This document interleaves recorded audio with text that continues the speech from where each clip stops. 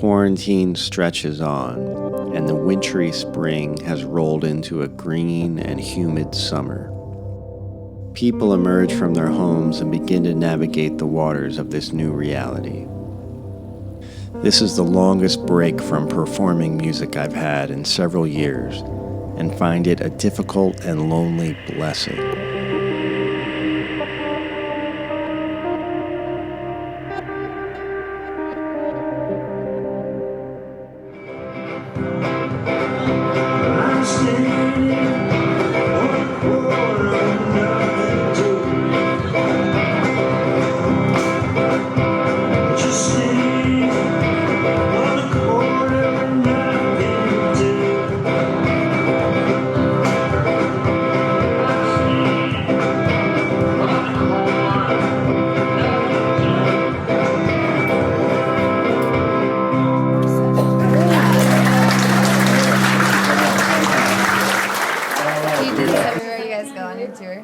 I do it a lot of places, but sometimes I get tired of it.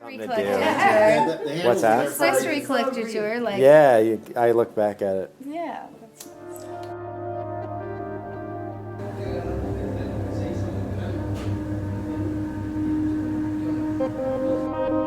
Physically speaking, I needed a rest. My body was beat up from the driving and from hauling musical equipment, and my voice was ravished from years of singing in loud bars and nightclubs.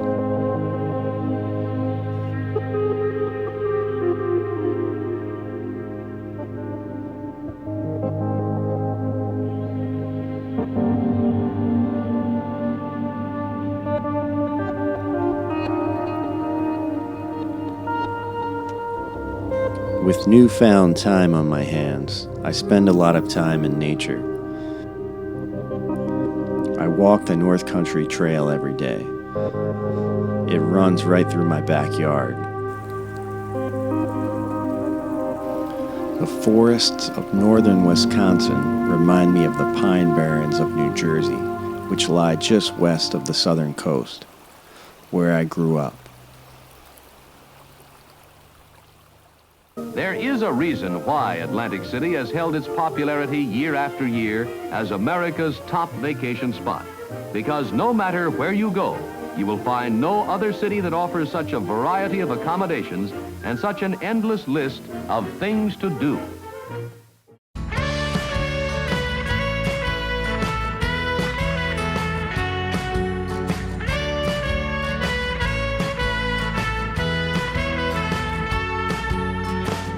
When I was 3 years old, my mother, brother Teague, and I left Philadelphia for the Jersey Shore. We moved into a small house in Somers Point, a bay town just across the bridge from Ocean City. It was mostly just the three of us, with my Uncle Frank sometimes sleeping on the couch. My mother is from a large Irish Catholic family. Both of her parents were born in Ireland and came to America in the 1930s. They met at an Irish dance in Philadelphia and came to Atlantic City in the summers. My mom played guitar from the time she was a teenager, influenced by the folk music revival of the early 60s. She sang Bob Dylan and Joan Baez songs and named me after the Canadian singer-songwriter Ian Tyson. She still played and sang while I was growing up. I remember the sound of the acoustic guitar reverberating from the linoleum floor in the kitchen at our old house in Somers Point. I try to get back to New Jersey and spend time with my mom as often as I can.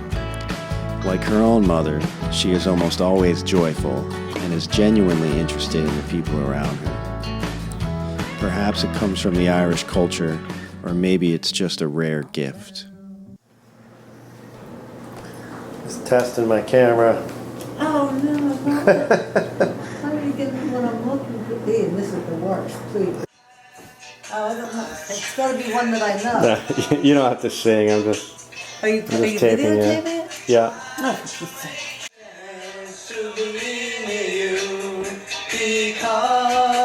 because I love you.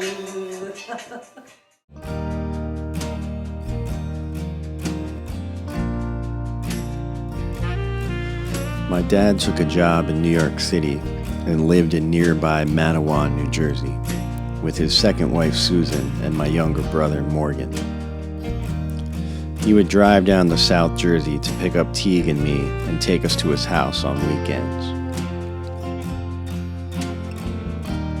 I got hooked on adventure movies like Indiana Jones and Star Wars. Other favorites of mine were Western movies, which usually featured lone, mysterious characters.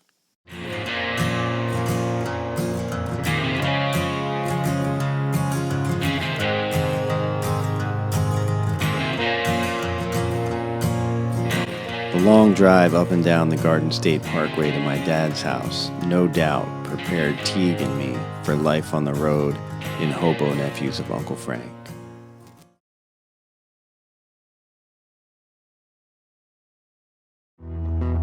A few years later, I heard Guns N' Roses' Sweet Child of Mine. That was the moment I decided that I was going to play the guitar. The video for the song is shot like a behind-the-scenes documentary. You can see the camera crew and the sound man. Unlike other rock videos of that era, which featured women in cages, the band members' girlfriends with their big hair lounge on a couch, looking bored and disinterested. As over-the-top as their sound and image was, seeing the world of music presented in this way made me feel like this was something I could do. I asked my dad to get me an electric guitar and an amplifier. He agreed under the condition that I take lessons. Deal.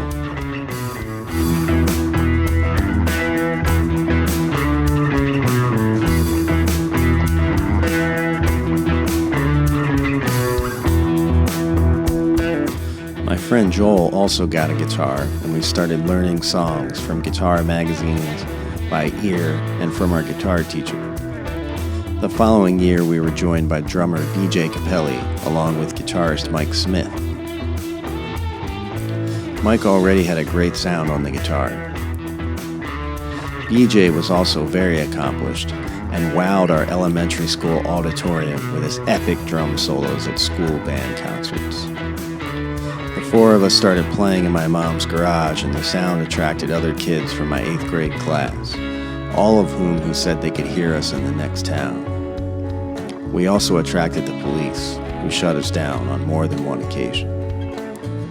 Soon after, we all went our separate ways, just like the Bryan Adams song. Through the years, I have been fortunate to make great friends and to have known incredibly talented musicians. Still, I will always remember the fellow dreamers of my youth who were brave enough to believe in a fool's quest.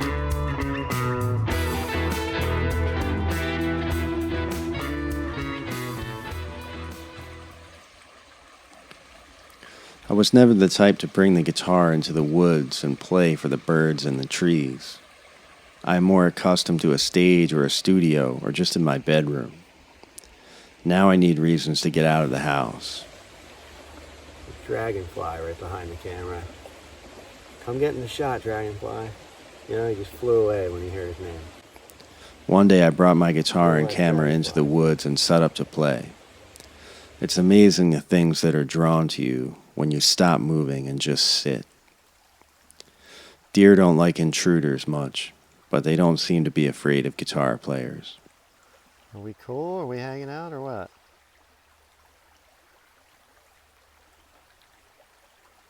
I'm not gonna hurt you.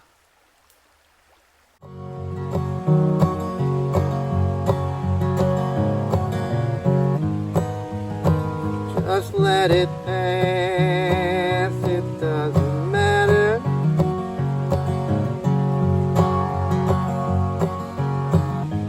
Just let it pass, doesn't matter.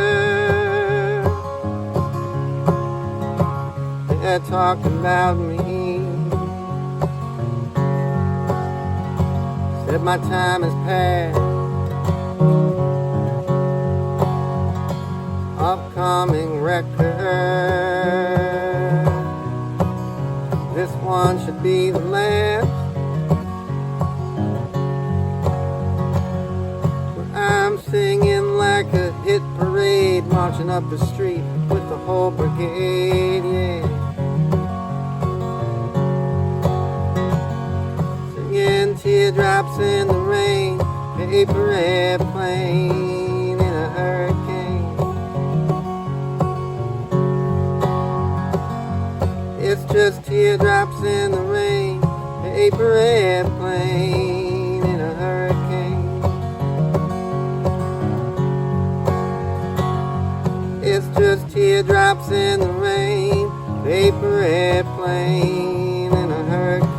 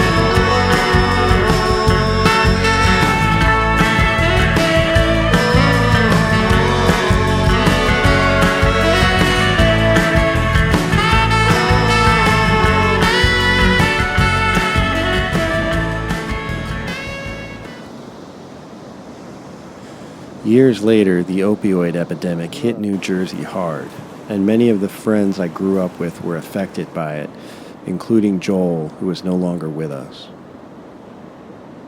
Mike has had his battles with addiction, but he has managed to survive. He is one of the most talented musicians I know, and is an influence on the sound of the Hobo Nephews.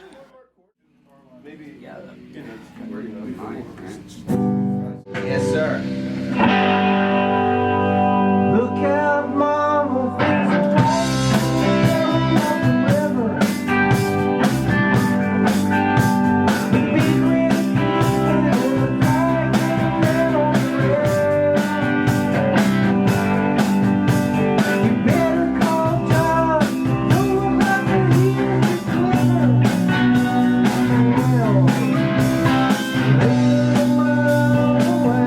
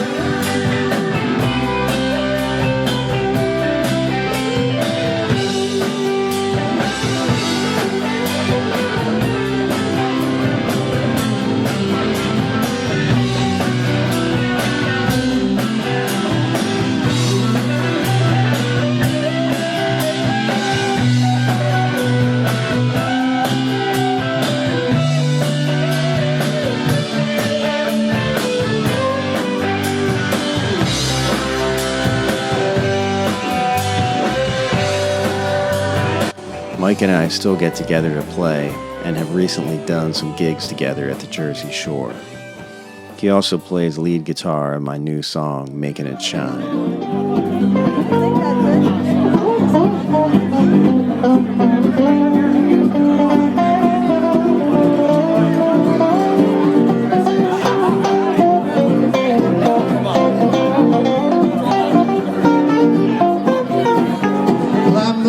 Accidentally, St. Paul, Minnesota.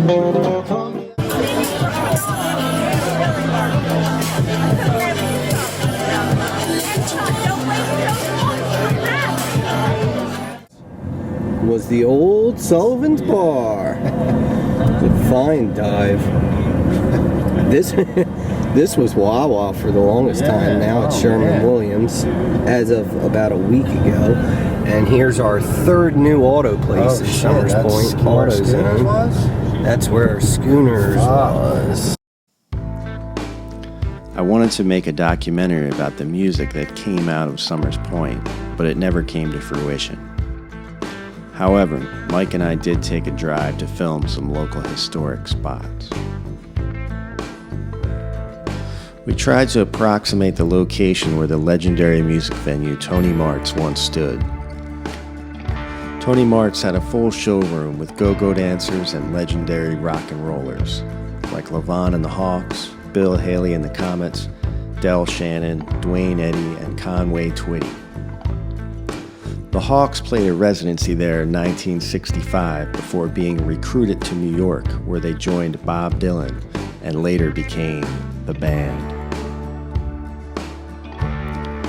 The 80s cult movie Eddie and the Cruisers was filmed at Tony Mart's and a little further up the shore in Asbury Park.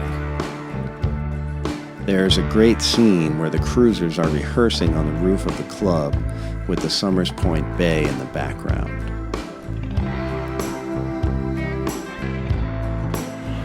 But also during the Eddie and the Cruisers film, you know, you of course see him going over that, which is non-existent now, the old bridge. Yeah. Which is like the awesome, totally cool shot.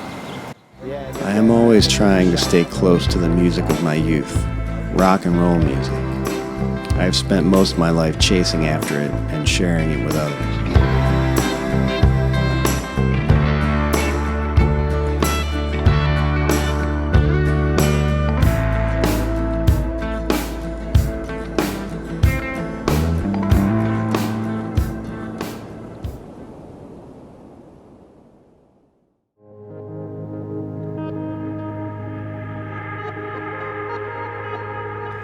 The weekends feel particularly strange to me now because I am accustomed to going to a destination, playing music, meeting people, and then driving home or to the next town. I can feel the visceral absence of this routine.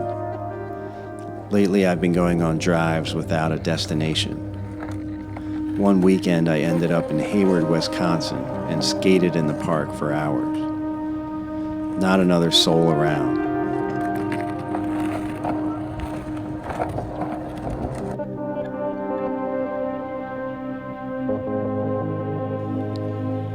Then I got takeout tacos and ate at a table for one out on the street corner.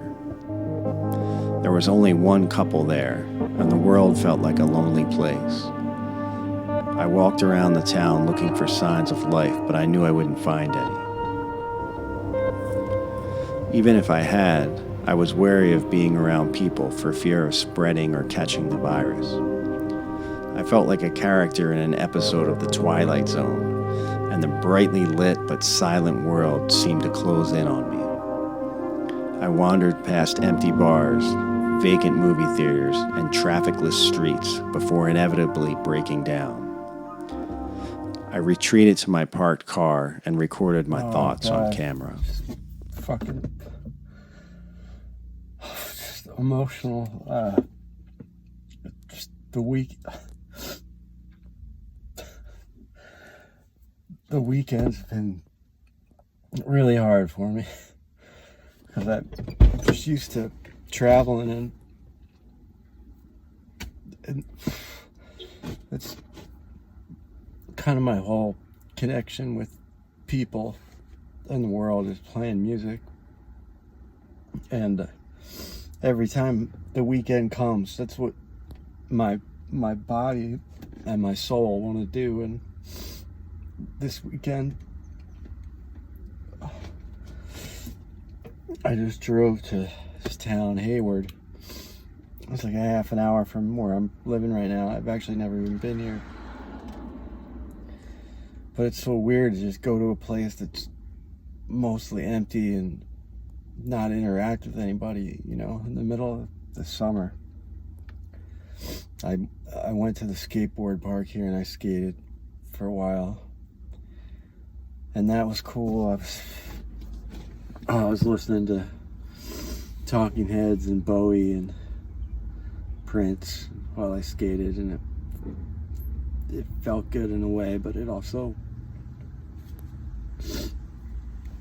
it's just so strange that there's no people around.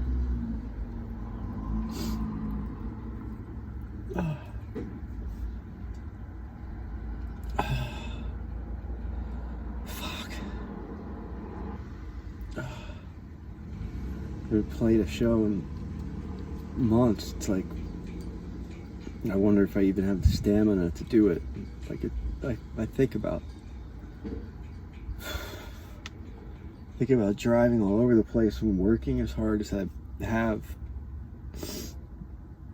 and now being away from it for a few months. It's like, is that ever going to be an option again? And if it is, you know, can I even still do that? I don't even know anymore.